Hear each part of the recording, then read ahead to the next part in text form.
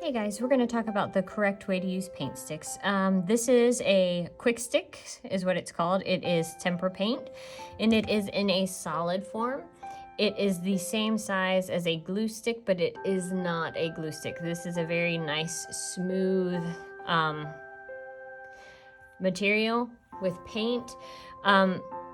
This is acceptable, this level, having it open this much. I should never see your paint stick screwed up that far.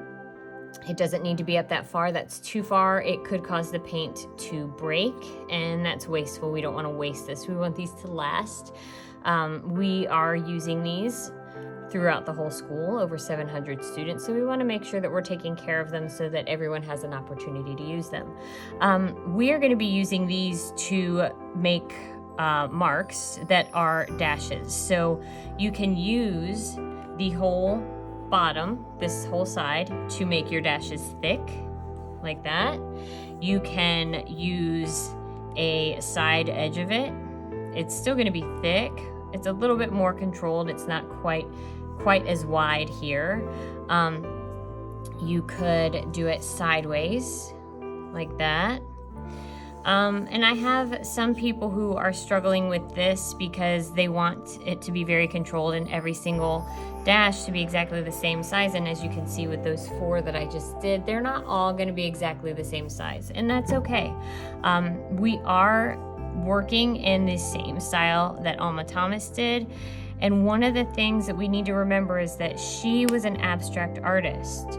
So a lot of the marks that she made varied in size, varied in length.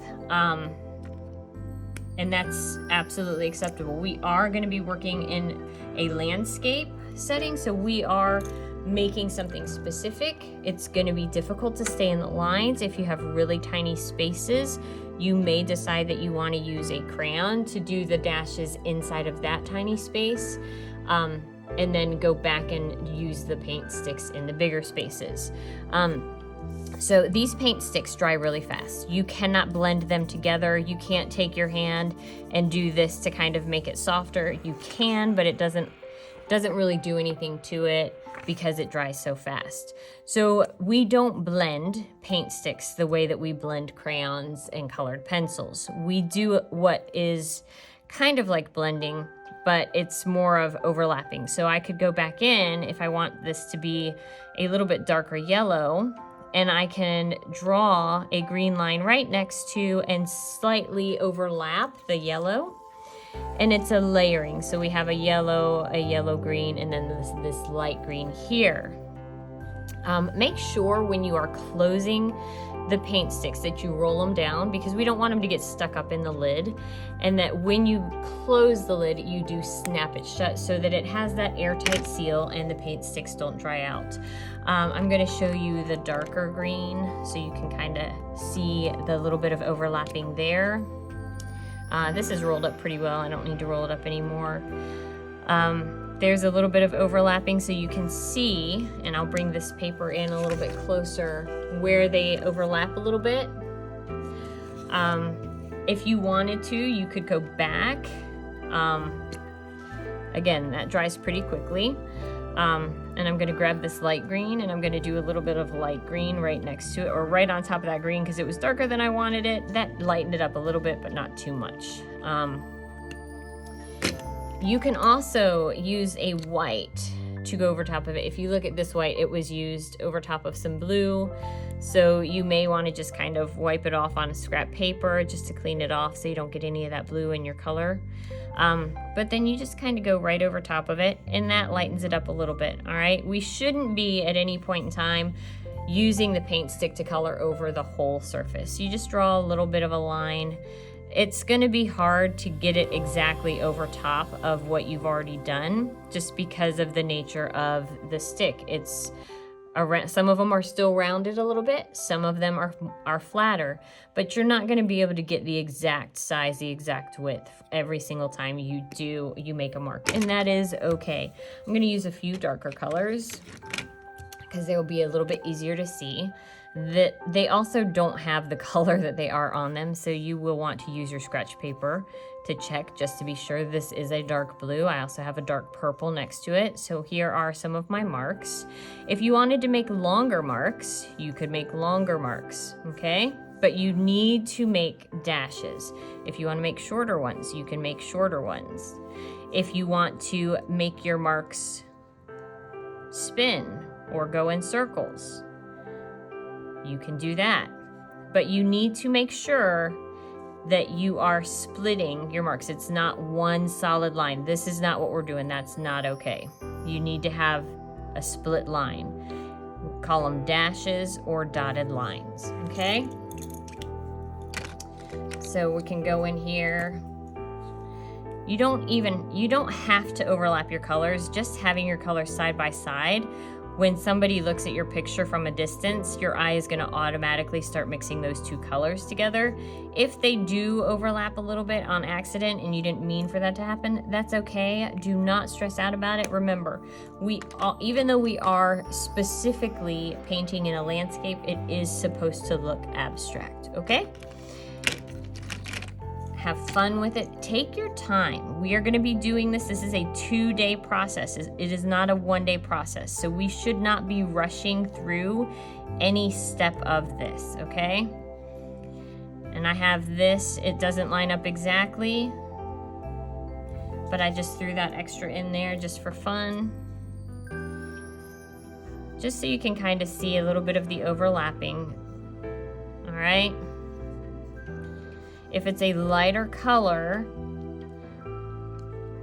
it might change the look a little bit of that darker color if you put that on top, but it's not gonna change it a whole lot, okay? Unless it's the white. The white you're gonna be able to see the best. But that is the correct way to make your marks for this project.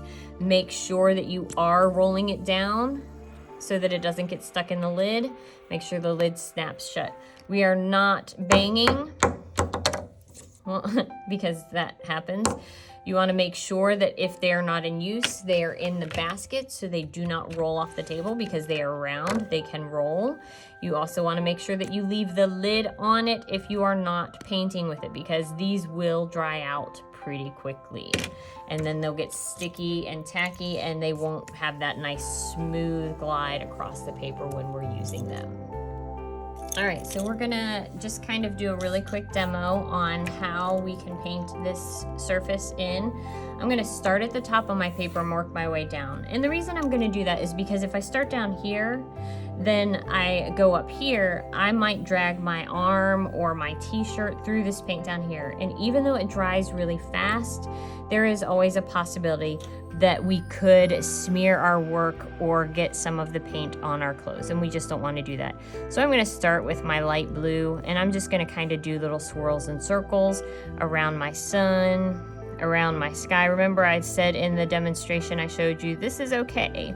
If you don't want to do those very straight lines, you can do dotted lines and have them follow the different lines that you drew to create the different sections of your landscape, your foreground, your middle ground, and your background.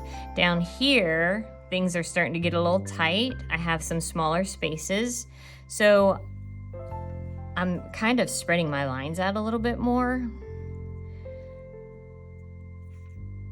But I'm gonna go back in with another color to kind of help fill in also.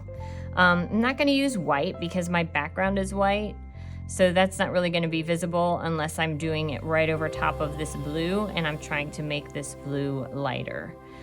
So for now, I'm just going to use these blues, see how they look. I'm going to color in my sun. And again, I'm just going to kind of start in the center and just do dotted lines all the way to this outside edge. And I'm actually going to take my sun and I'm going to do a little bit of dotted lines into the blue sky so it kind of has that little hazy halo of heat because I do have a palm tree here.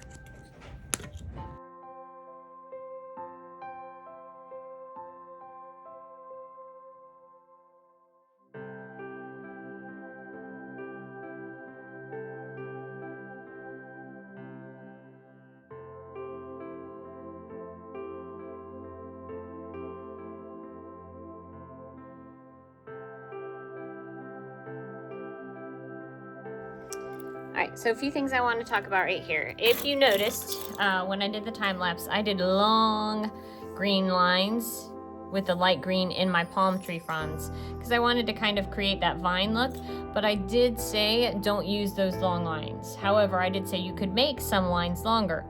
So I used longer lines and I did leave spaces between them when I was making them. Then I went back with the yellow and the green and I did smaller dash lines to kind of create a lighter part of the leaf and a darker part of the leaf. And that gives it a little bit more visual texture. I did small short lines down here in this smaller tree that's in the middle ground, and it kind of loses a little bit of its shape. So if that happens, don't get frustrated, because when we're done painting this whole thing using our dash lines, our marks, we're gonna grab Sharpies and go back in and just trace right over top of those pencil lines, and it'll pull that image right back out so you'll be able to see it again. So don't stress over that. Another thing I wanted to point out is here I was trying to use my color to fill in some of this space, because that is water behind that palm tree and you can see it a little bit between these two palm fronds. So I wanted to try to put some color in there, and I wasn't able to do a full dash, so I just kind of touched it with my paint stick and made a small dot. And that's acceptable in those smaller spaces if that's something you need to do.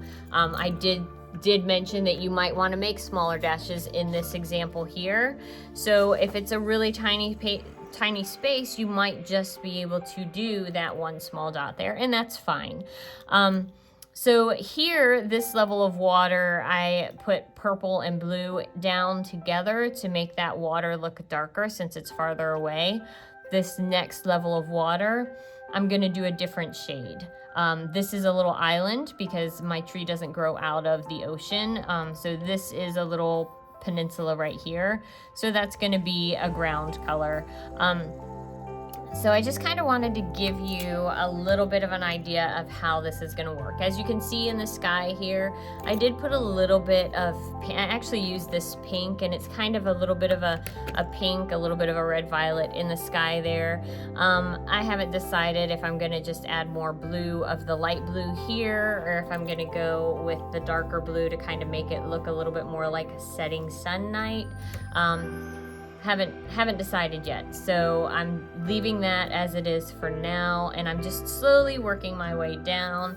This next bit of water, I am going to use this same color blue that I used here, but I'm going to mix in with it the light blue so that it's a slightly lighter shade, so you can see the different sections that I drew in my background and in my middle ground.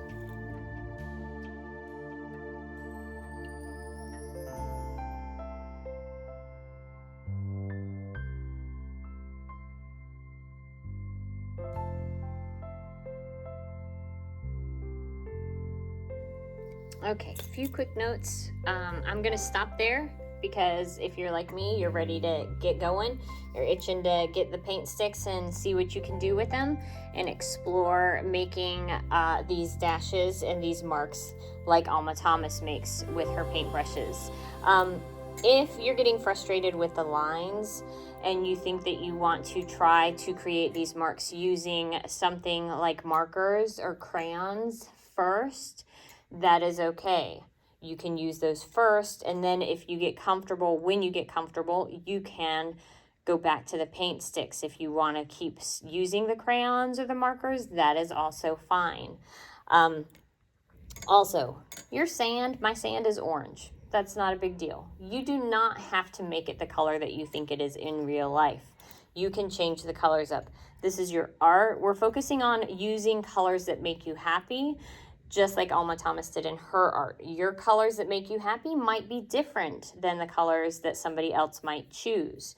So we're just trying to communicate our feelings of happiness through the colors that we choose to use in this piece of art that we are creating. All right, take your time, enjoy the process. Don't rush through it. Even though it looks like Miss Armstrong was moving very quickly, she was not. She was using time lapse. So do not rush this. We have 2 days to complete this. Take your time and have fun.